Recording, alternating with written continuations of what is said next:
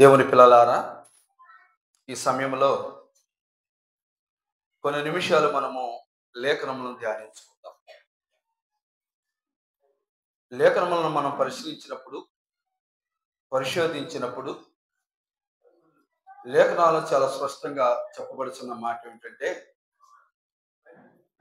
కోత విస్తారముగా ఉన్నది, పనివారు చాలా తక్కువగా ఉన్నారు.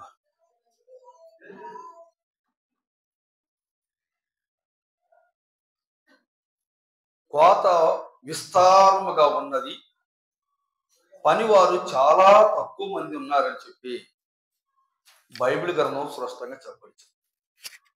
ప్రభు ఈ లోకమునికి విచ్చేసి ఈ లోకములో ఉన్న ప్రతి ఒక్కరిని మార్పు చెందాలని, మారు మనస్సు జీవించి కలిగి ఉండాలని, ప్రతి ఒక్కరూ దేవుని మార్గంలో నడవాలని ఆయన సువార్తను ప్రకటించటం ప్రారంభించాడు. నేను ఒక్కడనే కాదు, ఇది చాలా భారముతో కూడినది, ఇది ఎంతో ప్రయాసముతో కూడినది కనుక ఈ కోత అంటే పంట పండి ఉన్నది, ఈ పంట కొయ్యటానికి ప్రభువా పనివారును నువ్వు సమకూర్చమని చెప్పి యేసుక్రీస్తు తన తండ్రి అయిన దేవునికి ప్రార్థన చేసిన వాడై ఉన్నాడని చెప్పి మత్తయి సువార్త 9వ అధ్యాయము 36, 37 వాక్యాలు మనం చదువుకున్నట్లయితే చదువు. ఎవరు చదువుతారు? చదివే వారికి మౌతిస్తారు. మీరు చక్కగా చదివేది అక్కడ కనపడింది.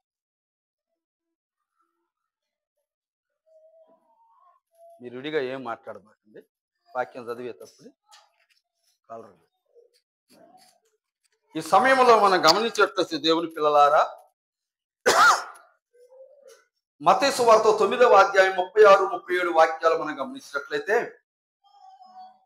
ఆయన సమూహములను చూచి వారి కాపరు లేని గొర్రెల వలె విసికి చెదరియున్నందున వారి మీద కనికరపడి కొంత విస్తారమే గాని కోత విస్తారమే గాని పనివారు కొద్దిగా ఉన్నారు. చాలా చక్కని మాట ఈ మాట. ఈ సమయంలో మనం గమనించినట్లయితే దేవుని పిల్లారా, ఆయన సమూహమును చూచి వారి కాపర లేని గొర్రెల వలె చెదిరిపోవచ్చున్న వారిగా ఉన్నారని లేఖనం స్పష్టంగా చెప్పబడుతుంది. అంటే ఈ ప్రజలందరూ తెలియజేసేవారు లేక, బోధించేవారు లేక, మంచి మార్గం నడిపేవారు లేక చెడు మార్గం నడుస్తున్నారని దేవుడు జనులందరూ సూచిన వాడై ఉన్నాడు. వారి యందు కనికరపడిన వాడై ఉన్నాడు. వారి యందు దయ చూపించు వాడై ఉన్నాడు. దేవుని పిల్లారా, కోత విస్తారమే కానీ పనివారు చాలా తక్కువగా ఉన్నారని చెప్పి బైబిల్ గ్రంథం స్పష్టంగా చెప్పబడుతున్నది. ఈ పనివారి కొరకు దేవుడు చూస్తున్నాడు. ఎవరు ఈ పనికి పనికొస్తారు, ఎవరు ఈ పనిలో ఎదుగుతారు, ఎవరు ఈ పనిలో నిలబడతారు. మనం చూస్తాం చాలా మందిని. కొన్ని పనులకు కొంతమందిని తీసుకెళ్లిన తర్వాత రైతాంగము అయితే మేస్త్రులు వారు ఏం చేస్తారంటే కొంత సమయం పనిచేసి ఎనిదిరిగిపోయేవారు చాలా మంది ఉన్నారు. బైబిల్ గ్రంథంలో కూడా యేసు ప్రభువుని వెంబడిస్తూ అనేక మంది ఎనిదిరిగిపోయిన వారు చాలా మంది ఉన్నారు. దేవుని పిల్లరా, దేవుడు మొట్టమొదట కనుగొన్న వారిని దేవుడు వారిని సూచిన వాడై ఉన్నాడని బైబిల్ గ్రంథం చెప్పబడుతున్నది. ఎవరిని మొట్టమొదటి సూచి ఉన్నాడంటే లూకా సువార్త 5వ అధ్యాయము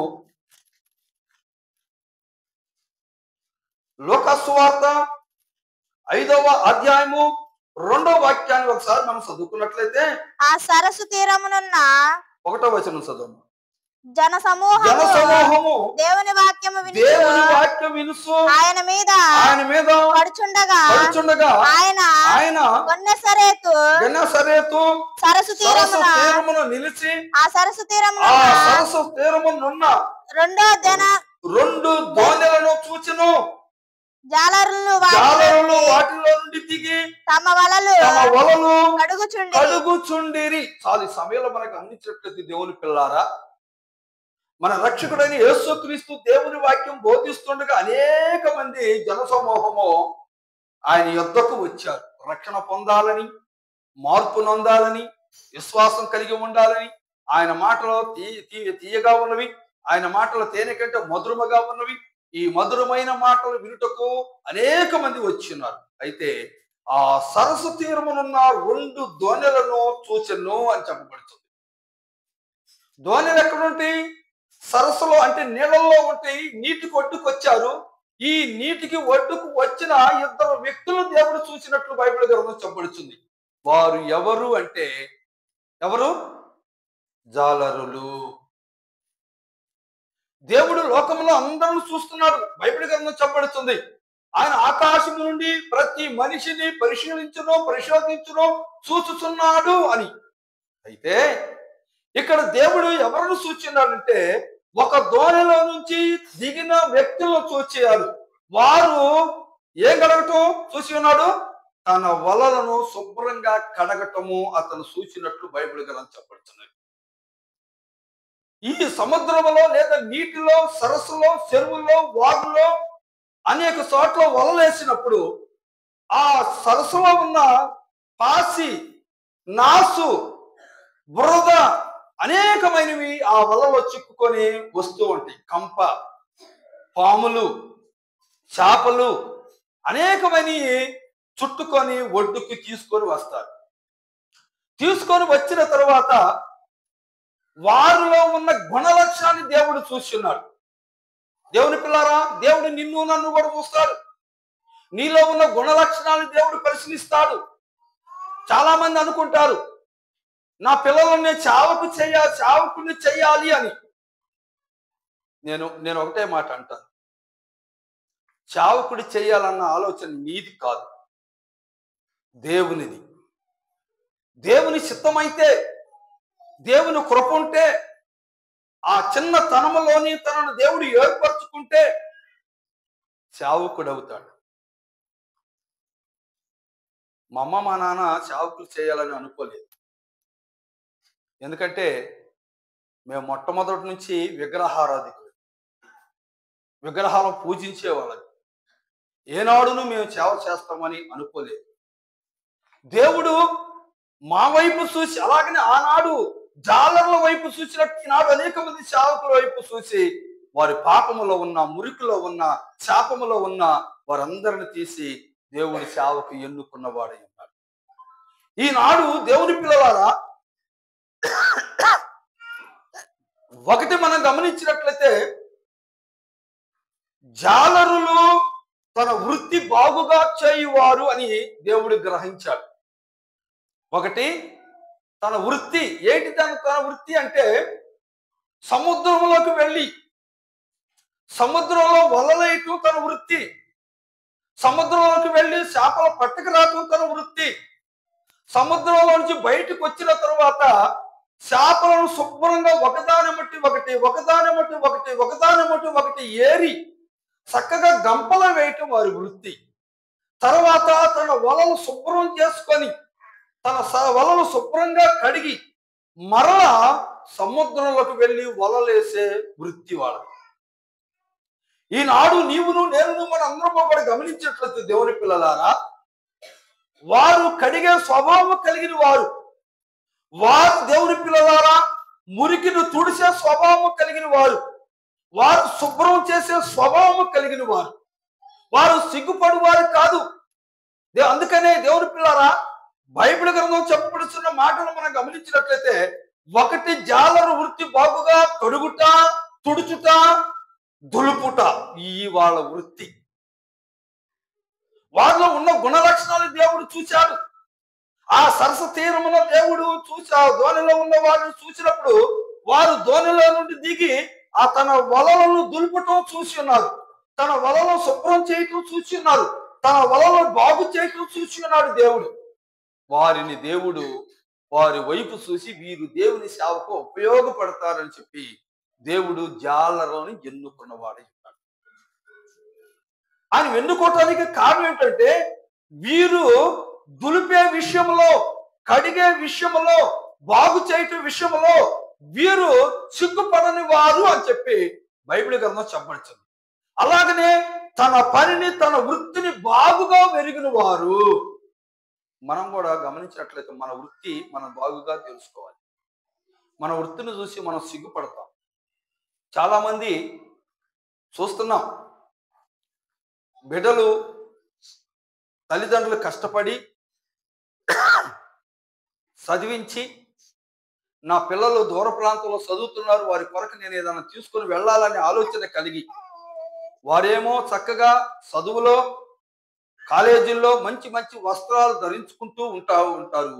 కానీ తల్లిదండ్రులు మాత్రము పిల్లలకి మంచి వస్త్రాలు ధరించి, మురికి వస్త్రాలు ధరించుకొని వాళ్ళ దగ్గరకు వెళ్ళిన తర్వాత పిల్లల తన తల్లిదండ్రులు చూసి గౌరవించే వారు తక్కువగా ఉంటారు, కానీ అగౌరవపరచు వారు చాలా మంది ఉంటారు.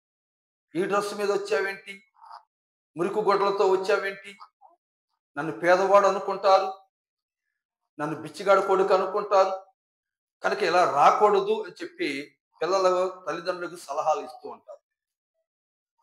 పిల్లలు గమనించాలి, పిల్లలు గ్రహించాలి. నా తల్లిదండ్రులే మంచి బట్టలు, వస్త్రములు ధరిస్తే నీకు వస్త్రాలు ఉండవని, నువ్వు మంచి వస్త్రాలు ధరించలేవని, వారు సంపాదించిన సంపాదన వారు మంచి వస్త్రాలు ధరిస్తే నీకు సంపాదనలో నీ కాలేజీకి డబ్బులు పంపించరని గ్రహించాలి. నా తల్లిదండ్రులు తన వృత్తిని బాగుగా చేస్తూ, వారు చక్కగా సంపాదిస్తూ, వారు నీ కొరకు కూడబెట్టి ధనాన్ని పంపిస్తుంటే వారిని ఏం చేస్తామంటే మనము తల్లిదండ్రులని అవమానపరచు వారిగా ఉంటారు. కానీ దేవుని పిల్లలు ఇక్కడ బైబిల్ గ్రంథం చెప్పబడుతున్న మాట ఏమిటంటే వారు వృత్తిలో నమ్మకం కలిగిన వారిగా ఉంటారు. వారు సముద్రముకు వెళ్ళినప్పుడు, సముద్రం మీదకు వెళ్ళినప్పుడు వారు భయం లేని వారిగా ఉంటారు, భయం లేని వారిగా ఉంటారు. ఎప్పుడైనా చీకటి దగ్గరికి, ఆ చీకటిలో నీళ్ళ దగ్గరికి ఎవరైనా వెళ్ళారా అంటే చిన్న చిన్న కాలువలు కాదు, పెద్ద కాలువ దగ్గరికి మనం వెళ్తే మనకు భయం వేసేది. ఆ నీళ్ళలో ఏమి కనపడదు. జాలర్లు మనం చూస్తాం, వారు సముద్రం మీదకి వెళ్ళినప్పుడు నెలల ప్రకారము సముద్రంలో వారు ఉండి వస్తారు.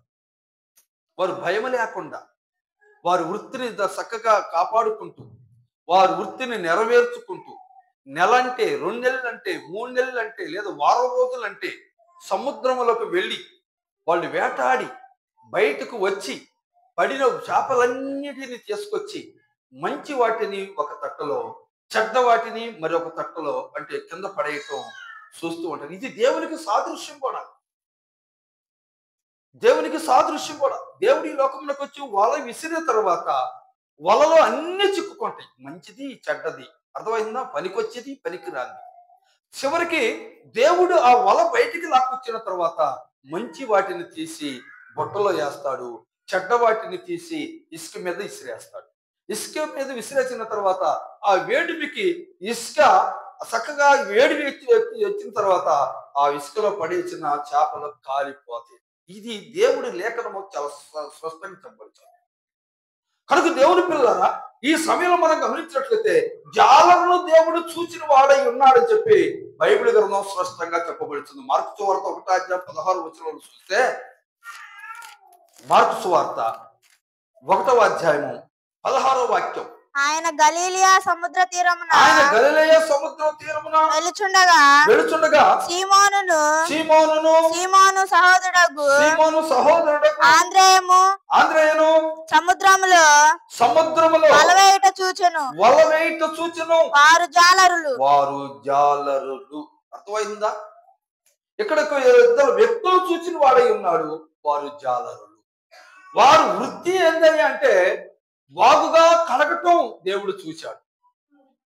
బాగుగా కడగటం దేవుడు చూశాడు. అంటే మనిషి హృదయాన్ని కడగటానికి అర్హులు ఎవరై అంటే వీళ్ళు నా నామములో సువార్తను ప్రకటిస్తారు, నా నామములో బాధపడతారు, నా నామములో వారి వృత్తిని సక్రమంగా జరిపిస్తారు. అందుకనే దేవుడు జాలరుని ఎన్నుకున్న వాడై ఉన్నాడు. వారు వలలో కడగటం దేవుడు చూసిన వాడై ఉన్నాడు, వారు వలయటం దేవుడు చూచిన వాడై ఉన్నాడు. ఈనాడు దేవుని పిల్లరా, దేవుని నామంలో వలలేమంటే పోయి ఇంకొకళ్ళు పట్టుకున్నా ఇంకొకళ్ళకు తొట్టులో పెంచుకున్న తొట్టుల్లో వల్లేసుకొని వాటిని పట్టుకొని పోవటం నేర్చుకున్నారు. అర్థమవుతుందా నా మాట? అర్థమవుతుందా?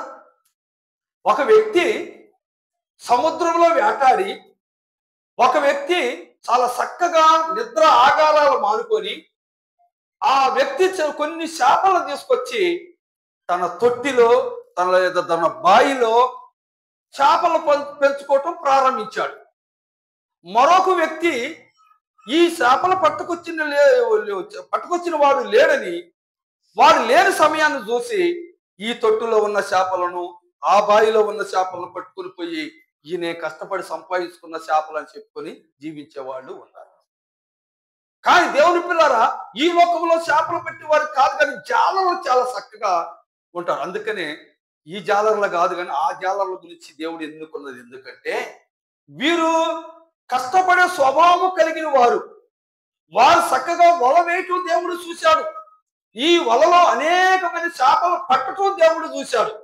ఈ వలలో చేపలు పట్టే స్వభావము, ధైర్యము వీరికి మాత్రమే ఉన్నది అని చెప్పి లోకములోని మనుషులను పట్టడానికి దేవుడు వారిని ఎన్నుకున్నాడు.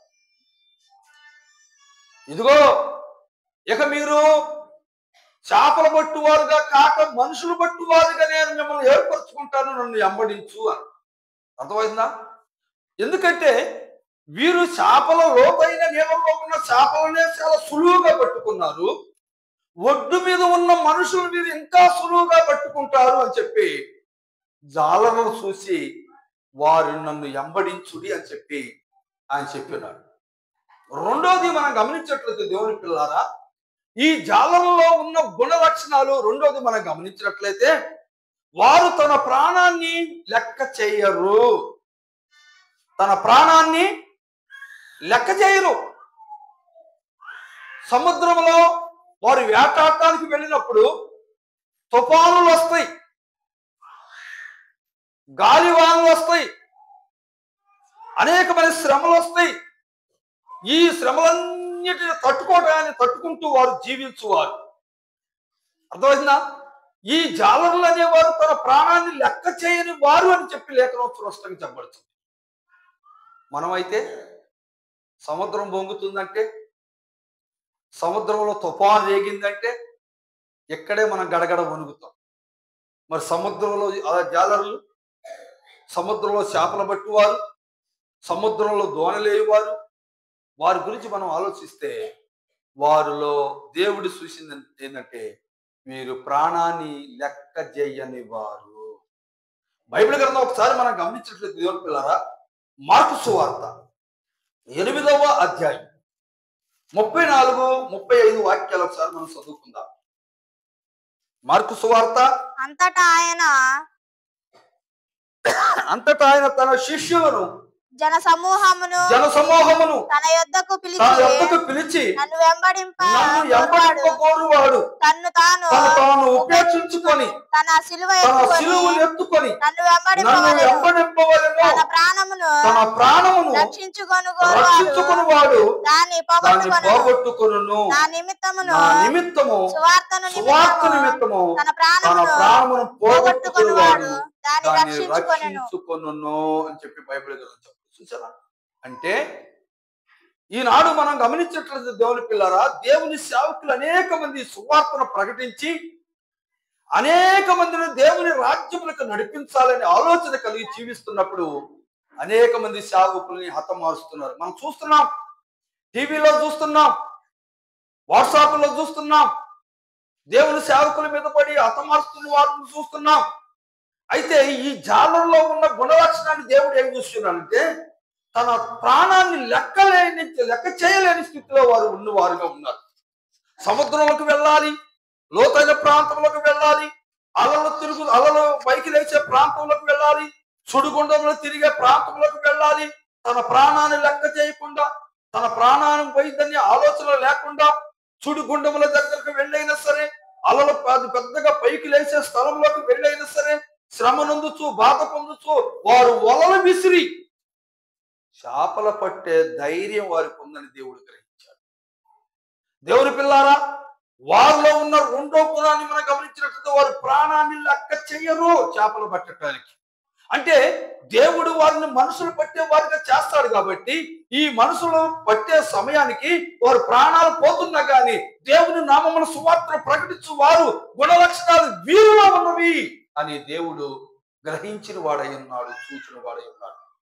అందుకని దేవుని పిల్లరా, జాలర్లను దేవుడు చూచెను, అందరూ చూస్తున్నాడు, కానీ జాలర్లో ఉన్న గుణ లక్షణాలు దేవుడు ఎరిగిన వాడై ఉన్నాడు. మనల్ని కూడా దేవుడు చూస్తున్నాడు. నీలో ఉన్న గుణ లక్షణాలు, నాలో గుణ లక్షణాలు దేవుడు చూస్తున్నాడు. వీడి అలవాట్లేంటి, వీడి అలవాట్లేంటి అన్న చూస్తున్నాడు. కానీ జాలర్లను మాత్రం పరిశోధించి చూసి ఉన్నాడు.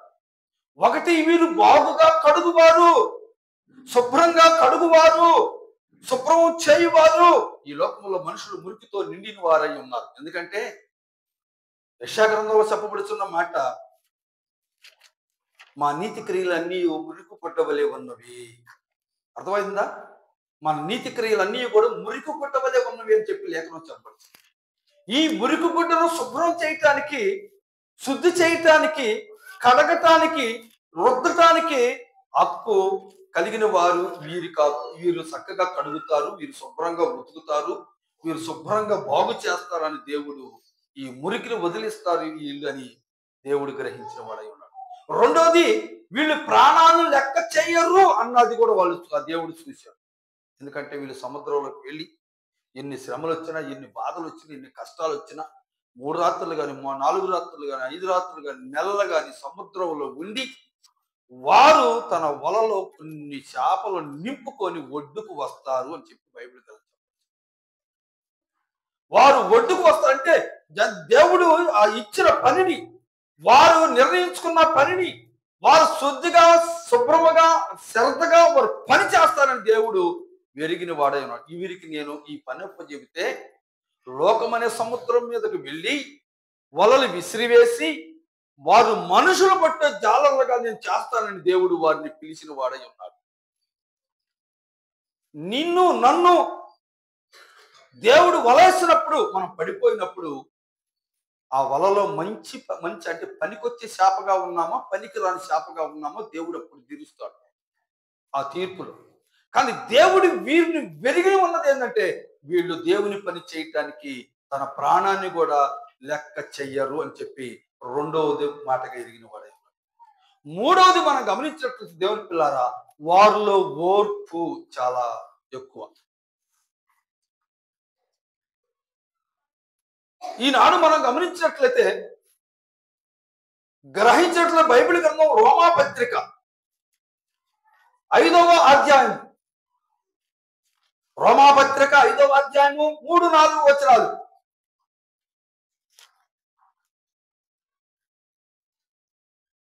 అంతేకాదు శ్రమ ఓర్పును,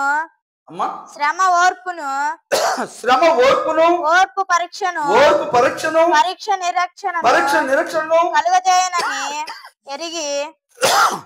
కలుగజేయునని ఎరిగి శ్రమలయందును అతిశయపడుదుము అని చెప్పి బైబిల్ గ్రంథం. అంతేకాదు శ్రమ ఓర్పును, ఓర్పు పరీక్షను, పరీక్ష నిరీక్షణను కలుగజేయునని ఎరిగి శ్రమలయందును అతిశయపడుదుము అని చెప్పి బైబిల్ గ్రంథం చెప్పబడుతుంది. ఓర్పు చాలా ఉన్నది బైబిల్ గ్రంథంలో. మనము ఆ ధోని దగ్గర యేసు ప్రభు చూసినప్పుడు శిష్యులు చెప్పారు, అయ్యా రాత్రంతయు ఎతికినా గాని ఒక్క శాపైన పడలేదు అని చెప్పి అక్కడ చెప్పబడుతుంది. అంటే రాత్రికి ఎన్ని గంటలు ఉంటాయి అయ్యా? ఎన్ని గంటలు? 12 లేదా 10 గంటలు. రోజుకి 24 గంటలు కాబట్టి పగలు 12, నైట్ 12, 24 గంటలు. 24 గంటలు వారు ఓర్పు కలిగి ఇంకా చేపలు పడతాయేమో, ఇంకా చేపలు పడతాయేమో, ఇంకా చేపలు పడతాయేమో అని చెప్పి ఓర్పు కలిగే స్వభావం వారిలో దేవుడు చూచాడు. ఈనాడు అనేక మంది సేవకులని మీరు వెళ్ళి సువార్తను ప్రకటించుడి అంటే కొన్ని సంఘాల్లో ప్రజలు లేరని ఎన్ని తిరిగిపోయిన వారు చాలా మంది ఉన్నారు. ఎవరికి మేము బోధించాలన్న ఆలోచన కలిగిన వారు కొంతమంది ఎనికి తిరిగి వెళ్ళిన వారు ఉన్నారు. కొంతమంది మా కడుపు జరగట్లేదని కొంతమంది ఎనికి తిరిగిపోయిన వారు ఉన్నారు. కానీ ఈ జాలరులో దేవుడు చూసిన గుణం ఏమిటంటే మీరు ఓర్పు కలిగి యాటాడే మనస్తత్వం కలిగిన వారు అని. తెల్లవార్లు వలలు వేస్తూనే ఉన్నారు, శాపపడలేదు. మళ్ళీ వల వేస్తూనే ఉన్నారు, శాపపడలేదు. వల వేస్తూనే ఉన్నారు, శాపపడలేదు. అంటే వారిలో ఓర్పు. ఇకనైనా ఒక్క శాపైనా పడిద్దేమో, మనం 5గురు వెళితే 5 శాపాలైనా పడతాయేమో, ఈ రోజుకు కోరకు వస్తాయేమో అన్న ఆలోచన కలిగి ఓర్పు కలిగటం వారిలో చూసిన వాడే. వనగటం చూడలా, వారు దోణి దిగి వలల కడుక్కోవటం చూశాడు. ఈరోజు మనం ఎంత కష్టపడ్డా కానీ మాకు శాప కూడా పడలేదు అన్న ఆలోచన కలిగిన వారై ఉన్నారు. దేవుడు వారిని చూచి, వారు ఓర్పును చూచి, వారు సహనాన్ని చూసి, వారు శ్రమను చూచి, వీరు దేవుని సేవకు ఉపయోగపడువారు అని చెప్పి గ్రహించి దేవుడు జాలరులను దేవుడు చావకులుగా ఎన్నుకున్న వాడై ఉన్నాడు. అందుకనే దేవుని పిల్లరా, దేవుడు వారిలో చూసిన 3వ గుణం ఏమిటంటే ఏంటిది? అది ఏ గుణం అమ్మా? ఓర్పు. మొట్టమొదటి బాగుగా కలగటం చూసి ఉన్నాడు. రెండోది మనం గమనించినట్లయితే తన ప్రాణాన్ని లెక్క చేయలేని వారుగా ఉన్నారని చూస్తున్నాడు. మూడవది వారు ఓర్పు కలిగిన వారై ఉన్నారు. ఈనాడు నీవు నేను మనందరం కూడా దేవుని పిల్లారా, దేవుని సేవలో ఓర్పు ఉండాలి. ఈ సేవలో ఓర్పు లేకపోతే సేవ చేయలేరు. ఓర్పు లేకపోతే మంచి పేరు తెచ్చుకోలేరు. ఓర్పు లేకపోతే శాపలు పట్టలేరు. ఓర్పు లేకపోతే మనం దేవుని సన్నిధిలో మంచి వారుగా పిలిపించుకోలేము. ఓర్పు చాలా ప్రాముఖ్యం. అందుకని ఈ ఓర్పు ఎవరిలో చూసినాడంటే జాలరులో దేవుడు చూసిన వాడై ఉన్నాడు. వాళ్ళు ఈ గుణ లక్షణాలు ఉన్నాయి అని చెప్పి వీరు నా సువార్త పని, నా పాత పని చేయవారై ఉన్నారని చెప్పి దేవుడు వారిని ఎన్నుకున్న వాడై ఉన్నాడు. 4వది గమనించినట్లయితే దేవుని పిల్లారా, నిరీక్షణ కలిగిన వారై ఉన్నారు అని చెప్పి బైబిల్ గ్రంథం చెప్పబడుతుంది. రోమాపత్రిక 5వ అధ్యాయం 5వ వాక్యం. ఎందుకనగా ఈ నిరీక్షణ మనలను సిగ్గుపరచదు.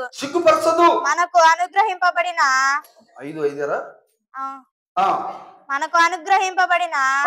పరిశుద్ధాత్మ ద్వారా దేవుని ప్రేమ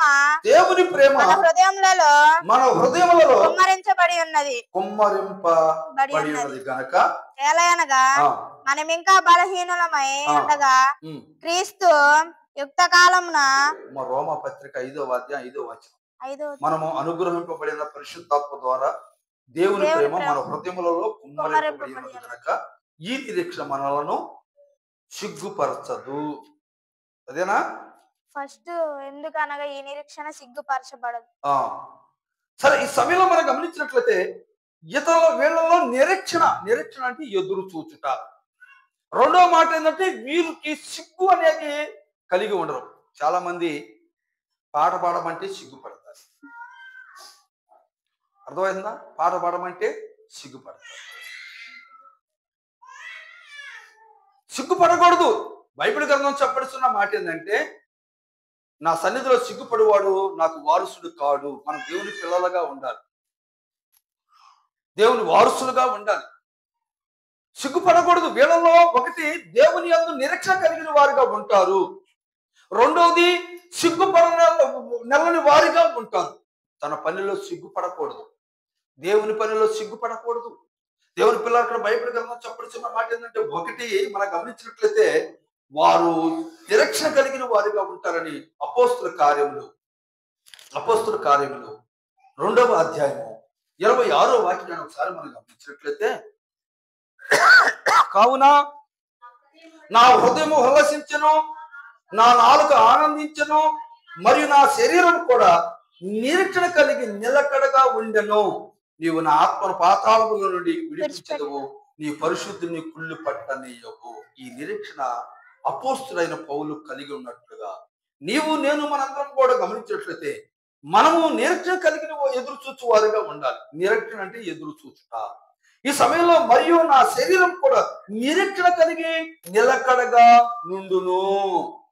వాళ్ళు నిరీక్షణ కలిగిన వారై ఉన్నారు. రెండవది వారు పనిలో సిగ్గుపడనిల్లని వారిగా ఉన్నారు. మనం కొన్ని పనులు చేస్తుంటే సిగ్గుపడతాం. ఈ పని చేస్తుంటే సిగ్గుగా ఉండిద్ది అనుకుంటాం. ఈ మురికి పని 10 మందిలో చేయలేమేమో అన్న ఆలోచన కలిగి ఉంటాం. అయితే నీకు ఇచ్చిన వృత్తిలో నువ్వు సిగ్గుపడని వారిగా ఉండాలి. బైబిల్ గ్రంథంలో కీర్తనకారుడైన దావీదు మహారాజు 40వ అధ్యాయం 10వ వచనంలో చెప్పబడుతున్న మాట మనం గమనించినట్లయితే కీర్తన గ్రంథము 40వ అధ్యాయము 10వ వాక్యాన్ని ఒకసారి మనం చదువుకుందాం. నీ నీ నీతిని నీతిని నా హృదయంలో నుంచుకొని నేను నేను ఊరకుండలేదు. ఊరుకొనలేదు. నీ సత్యమును నీ సత్యమును నీ రక్షణను నీ రక్షణను నేను వెల్లడి నేను చేసి వెల్లడి ఉన్నాను. చేసి ఉన్నాను. నీ కృపను నీ కృపను నీ సత్యమును నీ సత్యమును మహాసభకు సమాజమునకు తెలుపను. తెలుపక నేను నేను వాటిని వాటిని మరుగు చేయలేదు అని చెప్పి బైబిల్ గ్రంథం చూసారా. నీ నీతిని నా హృదయంలో ఉంచుకొని నేను ఊరకు ఉండలేదు. నీ సత్యమును నీ నీ రక్షణను నేను వెల్లడి చేసి ఉన్నాను అంటాడు. దేవుని పిల్లలారా, బైబిల్ గ్రంథం చెప్పడుతున్న మాట ఏంటంటే దావీదు మహారాజు అంటున్నాడు, నేను ఊరకుండలేదు. నిరీక్షణ కలిగి నా పిల్లలు ఇంకా మారు మనసు నొందుతారని నిరీక్షణ కలిగి ఎదురు చూస్తున్నాడు. వీరిలో ఉన్నది నిరీక్షణ. రెండవది మనం గమనించినట్లయితే వారి పనిలో సిగ్గుపడకుండా వారుగా ఉన్నారు. చాలా మంది సేవకులు సిగ్గుపడుతూ ఉంటారు. మాట్లాడటానికి సిగ్గు, సువార్తను ప్రకటించడానికి సిగ్గు, పాట పాడటానికి సిగ్గు, నలుగురిలో మాట్లాడటానికి సిగ్గు. ఈ విధంగా సిగ్గుపడు వారు నాకు వారసులు కాదు. ఇదిగో సిగ్గు లేకుండా తన వృత్తిలో నమ్మకం కలిగిన వారు ఈ జాలంలో కనుక వీరిలో నేను చూస్తున్న గుణ లక్షణాలు: ఒకటి, నిరీక్షణ కలిగి ఎదురు చూస్తున్నారు. రెండవది, ఈ పనిలో సిగ్గుపడనెళ్ళని వారిగా ఉన్నారు. వారు వృత్తిలో సిగ్గుపడలేదు. సువార్తను ప్రకటించడంలో కూడా సిగ్గుపడరు. దేవుని పిల్లలను దేవుని సన్నిధికి నడిపించడానికి సిగ్గుపడరు. దేవుని పిల్లలు వీళ్ళైతే నా సువార్తను ప్రకటించడానికి పనికొస్తారని చెప్పి జాలరులను సూచిన వాడై ఉన్నాడు అని చెప్పి బైబిల్ గ్రంథం చెప్పబడుతుంది. దేవుని పిల్లల సమయంలో నా 5వది మనం గమనించినట్లయితే వారు భారము కలిగి ఉంటారని చెప్పి బైబిల్ గ్రంథం చెప్పబడుతుంది. భారం. భూదిగత పనివాసులారా నా వైపు చూసి రక్షణ పొందుడి అని చెప్పి బైబిల్ గ్రంథం చెప్పండి. భారము చేత అలిసి ఉన్న సమస్త జనులారా నా యొద్దకు రండి అని నేను విశ్రాంతిని ఇస్తానని చెప్పి బైబిల్ గ్రంథం చెప్పండి. వారు ఎంతో భారము కలిగిన వారు. తన కుటుంబాన్ని పోషించాలన్నా, సముద్రంలో వెళ్ళి ప్రయాసపడి భారం మోయాలన్నా వారు భారము కలిగిన వారిని దేవుడు చూస్తున్నాడు. 1వ కొరింథీయులకు రాసిన పత్రిక 9వ అధ్యాయం 1వ కొరింథీయులకు రాసిన పత్రిక 9వ అధ్యాయం 16వ వాక్యం. నేను సువార్తను ప్రకటించుచున్నాను. నేను సువార్త ప్రకటించుతున్నాను. నాకు అతిశయ కారణము లేదు. సువార్తను ప్రకటించవలసిన భారము నా మీద మోపబడి ఉన్నది. అయ్యో, నేను సువార్తను ప్రకటించకపోయిన నాకు శ్రమ. అర్థమైందా? అపోస్తలుడైన పౌలు అంటున్నాడు, సువార్త ప్రకటించవలసిన భారం నా మీద ఉన్నది. అది ప్రకటించకపోయిన ఎడల అది నాకు శ్రమ.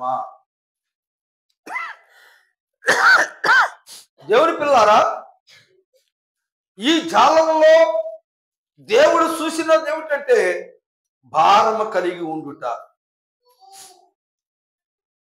వారు సముద్రంలోకి వెళ్ళి భారం మోసుకోకపోతే, వలలో వేయకపోతే వారికి శ్రమ. ఎందుకంటే భోజనం ఉండదు. సముద్ర ఒడ్డులో ఉన్నవారు వారి వృత్తి వలలో వేయటం. ఈ వలలో వేయటం వారు ఆపితే వారి వృత్తిలో వారికి లాభాలు ఉండవు. వారి కుటుంబం వేదన బాధన పడుతూ ఉండేది. ఆహారం ఉండదు. వచ్చేసి వృత్తి అది భారముతో కూడిన వృత్తి, అది మరణకరమైన వృత్తి, అది భయము కలిగిన వృత్తి. అలాంటి వృత్తిలో వారు భారము కలిగిన వారిగా ఉన్నారు. అందుకనే దేవుడు వారి భారాన్ని సూచిన వాడై ఉన్నాడని చెప్పి బైబిల్ గ్రంథం స్పష్టంగా. అపోస్తల కార్యములు 4వ అధ్యాయము 20వ వాక్యాన్ని ఒకసారి మనం చదువుతాం. అపోస్తల కార్యములు 4వ అధ్యాయము 20వ వాక్యం. మేము కన్నవాటిని విన్న వాటిని చెప్పక ఉండలేమని వారి ఉత్తరం ఇచ్చిరి. ప్రజలందరూ జరిగిన దాన్ని గురించి దేవుని మహిమపరచుండ్రి గనక సభవారు ప్రజలకు భయపడి వీరిని వీరికి శిక్షించి శిక్షించు విధమేమి విధమేమి కనుగొనలేక వీరిని గట్టిగా బెదిరించి విడుదల విడుదల చేసిరి. చేసిరి. అయితే ఇక్కడ మనం ఒక్క మాట చదువుకుందాం. మేము కన్న వాటిని విన్న వాటిని చెప్పక ఉండలేమని వారికి ఉత్తరం ఇచ్చాను. వీరిలో ఉన్న స్వభావం ఏంటంటే, భారం ఏమిటంటే ఉన్న వాటిని ఉన్నట్టుగా చెప్పే భారం కలిగిన వారు, ఉన్నది ఉన్నట్టుగా బోధించే ప్రజలు చాలా మంది లేరు, చావుకుల్లో కూడా.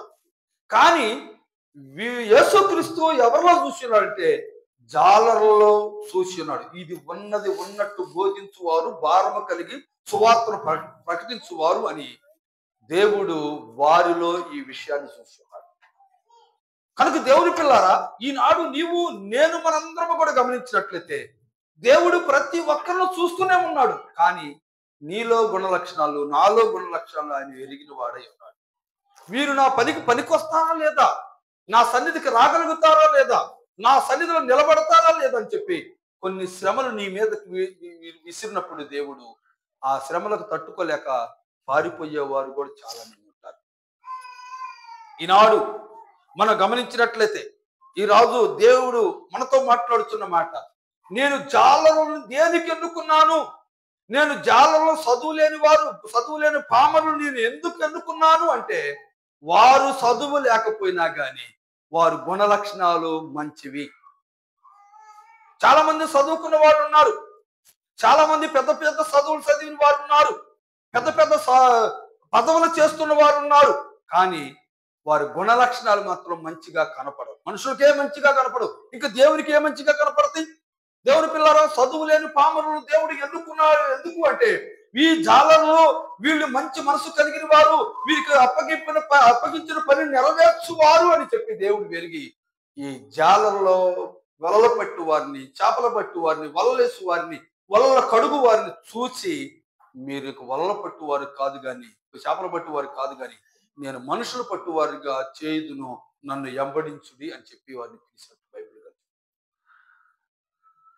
ఆ రోజుగా మనం గమనించినట్టు చివరిగా ఈ జాలర్లో ఉన్న ఐక్యతను దేవుడు చూసిన వాడు. బైబిల్ గ్రంథంలో చివరిగా లోకాసు వార్త 5వ అధ్యాయం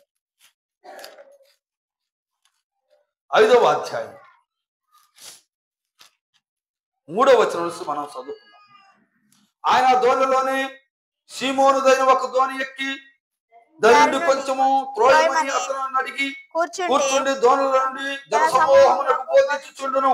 ఆయన బోధించడం సాధించిన తర్వాత నీవు దోణిలో లోతుకు నడిపించి చేపల పట్టుటకు వేయడని సీమోనుతో అనగా చెప్పగా సీమోను ఏలినవాడా, రాత్రి అంతయు మేము ప్రయాసపడుతుంది కానీ మాకేమీ దొరకలేదు, అయినను నీ మాట చొప్పున వలలు వేయుదునని ఆయనతో చెప్పగా వారు అలాగు చేసి విస్తారమైన చేపలు పట్టిరి అని చెప్పి బైబిల్ గ్రంథం చెప్పండి.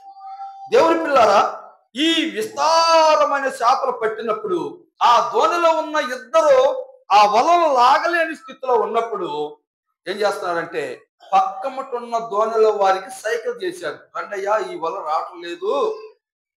రావటం లేదు, రండి రండి అని చెప్పి పిలిచి వారు ఒకరికొకరు సహాయం చేసుకున్న వారిగా ఉన్నారు. అంటే దేవుడు వారిలో చూసింది ఏమిటంటే ఐక్యతను దేవుడు చూశాడు. మరి ఈనాడు సేవకుల ఐక్యత ఉందా?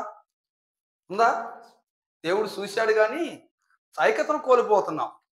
ఈ పాస్టర్ గారు అంటే ఆ పాస్టర్ పడదు, ఆ పాస్టర్ గారు అంటే ఈ పాస్టర్ గారు పడదు. కారణం ఏంటంటే ఐక్యత లేని జీవితాలు. కానీ ఇది చదువు లేని పామరులు కొందిది. నేను చదువుకున్నాను, పెద్ద చదువు, వాడు చదువు లేని వాడు తప్పిదమ్మ బోధిస్తున్నాడు అనుకుంటా నీ చదువును నువ్వు అర్థం చేసుకొని ఎదుటి వారిని తిరస్కరిస్తున్నావేమో. దేవుని పిల్లారా, చదువు లేని పామరులు దేవుడు ఎన్నుకున్న వాడై ఉన్నాడు. వాడిలో ఉన్న గుణ లక్షణాలను దేవుడు చూశాడు. వారిలో ఉన్న మంచి గుణ లక్షణాలను చూసిన వాడై ఉండి, ఇదిగో మీరు మనసును పట్టువారుగా నేను చేస్తానికి శాపను పట్టువారుగా కాదు, నన్ను ఎంబడించుడు అని చెప్పి పిలిచిన వాడై ఉన్నాడు చెప్పి బైబిల్ గ్రంథం స్పష్టంగా చెప్పబడుతున్నది. చదమ్మ 5వ వచనం నుంచి. సరే, 7వ వాక్యం. వారు వచ్చి తమకు సహాయం చేయవలని వారికి సైకిల్ చేసిరి. వారు వచ్చి 2 దోణులలో మునుగునట్లు నింపిరి.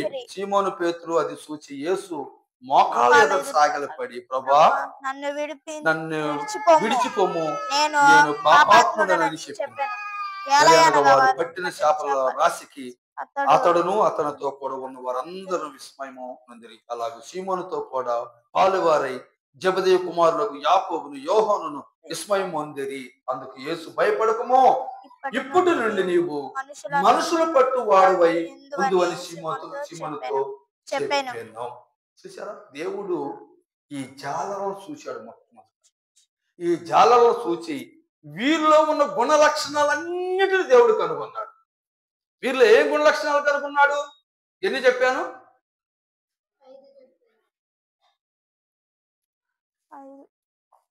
1, వారు బాగుగా కడుగువారు. 2, తన ప్రాణాన్ని లెక్క చేయని వారు. 3, వారు ఓర్పు కలిగిన వారు. 4, వారు నిరీక్షణ కలిగిన వారు. వారు సిగ్గు పడని వారు. 5, వారు భారము కలిగిన వారు. 6, ఐక్యత కలిగిన వారు. అర్థమైందా? వారిలో ఐక్యత ఉంది, కానీ ఐక్యత లేని వారు వచ్చి మేము దేవుని సేవకులము అని చెప్పుకుంటారు. కానీ ఎవరైతే ఐక్యత కలిగి ఉంటారో వారిని దేవుడు వెరిగిన వాడై ఉన్నాడు. వారి స్వభావములు వెరిగిన వాడై ఉన్నాడు. ఈనాడు ఆ సేవకుడు ఈ సేవకుడు నాడు, ఈ సేవకుడు ఆ సేవకుడు, అంటే ఐక్యత లేదు సేవకుల్లో. కానీ దేవుడు చదువు లేని పామరులో చూసింది ఏంటంటే ఐక్యత. ఐక్యత కలిగి జీవించక ఎంతో మేలు, ఎంతో మనోహరం అని చెప్పి కీర్తనకారుడు 133వ అధ్యాయంలో చెప్పబడుతుంది. ఐక్యత కలిగి జీవించడం ఎంతో మేలు, ఎంతో మనోహరం. ఈ ఐక్యత అనే స్వభావము, ఈ గుణ లక్షణాలు ఎక్కడ చూసినాడంటే దేవుడు జాలర్లలో చూసి ఉన్నవాడై ఉన్నాడు. కనుక ఈ జాలర్లకు ఉన్న గుణ లక్షణాలు అందరికి ఉంటే దేవుని రాజ్యమునకు మనం వారసులమవుతాము. దేవుని మార్గం అనుసరించి నడుచువారిగా ఉంటాము. దేవుని సువార్తను ప్రకటించువారిగా ఉంటాము.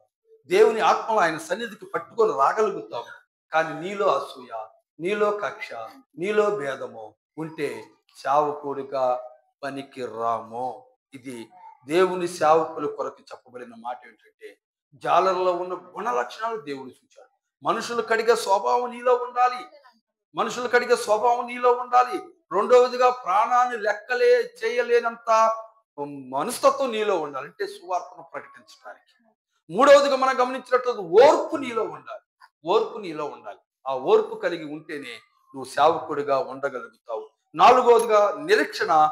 అలాగనే సిగ్గుపడని వాడిగా నువ్వు ఉంటే దేవుడు నిన్ను ఆశీర్వదిస్తాడు. 5వదిగా మనం గమనించినట్లు దేవుని పిల్లారా, భారము కలిగిన వారు, దేవుని పని మీద భారం కలిగిన వారిగా ఉండాలి.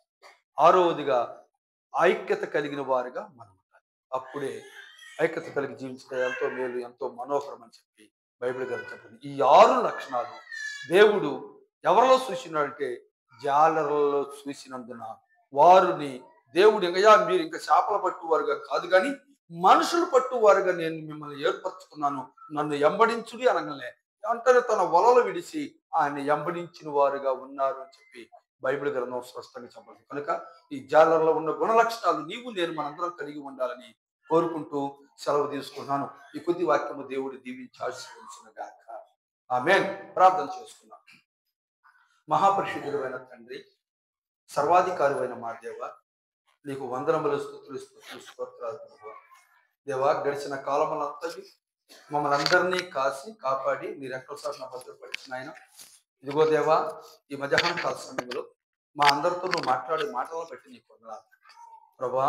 ఈ సమయంలోనైనా జాలర్లను నువ్వు కనుగొన్నవాడివై ఉన్నావు. జాలర్ల వైపు నువ్వు చూచిన వాడివై ఉన్నావు తండ్రి. వారు గుణగణాలు నువ్వు తెలుసుకున్న వాడివై ఉన్నావు.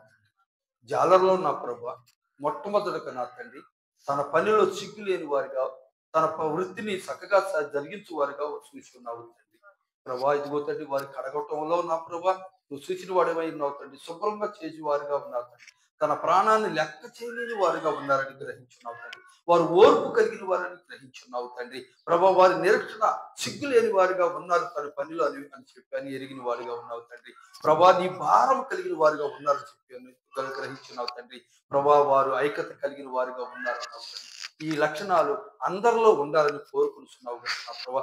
మా అందరిలో ఈ లక్షణాలు కలిగి జీవిస్తూ ఓర్పు సహనము నీ పనిలో నాయన సిగ్గుపడిన వారిగా, నిరక్షణ కలిగి వారుగా, ఐక్యత కలిగి వారుగా ఉండుటకు నీ కోసం మా సంఘంలో ఉన్న ప్రతి ఒక్క బిడ్డకి దయచేసి దీవెనలు తెలుపుతామని యేసు నామమున ప్రార్థించి అడిగి వేడుకొస్తున్నాము తండ్రి. ఆమేన్.